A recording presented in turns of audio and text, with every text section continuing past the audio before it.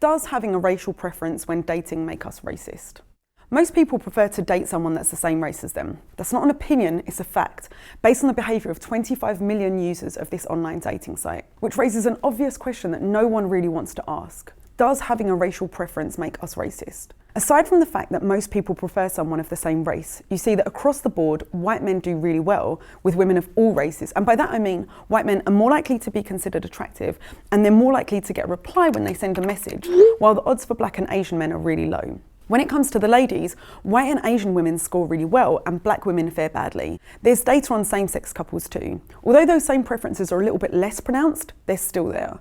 And these patterns of racial bias aren't just on OKCupid. They can be seen on a Facebook dating app and in a number of academic studies too. So what's going on? I think it's partly about racial stereotypes. In 2013, Essence magazine conducted a survey which found that images of black women consistently fell into the same categories: the angry black woman, the baby mama, the uneducated sister, the unhealthy fat black woman. Do any of those sound like great partners?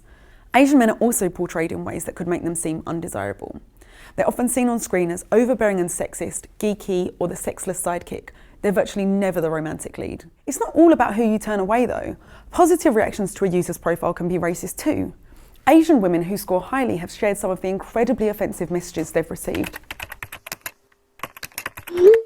Messages that assume that they'll be docile and submissive and respectful to a man. Again, it's relevant that there just aren't that many positive representations of Asian women in popular culture. This isn't about a lack of exposure to people of other races. When people are dating online, they have the chance to interact with just about anyone. This is about exposure to negative racial stereotypes. Listen, there are all kinds of personal factors that influence our dating choices. I get that someone might feel they have a lot more in common with someone of the same race. I understand it a lot more if that person is a minority who doesn't want to risk becoming someone's exotic experiment, a political statement, or being just plain misunderstood. But when you look at the big picture, the data shows that people are systematically expressing preferences that echo the negative racial stereotypes that exist in society.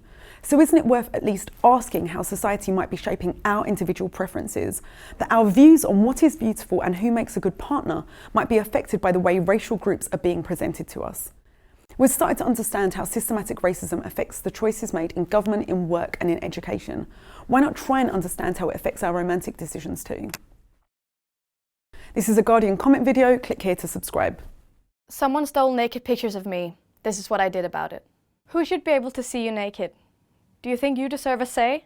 4 years ago, someone decided that I didn't.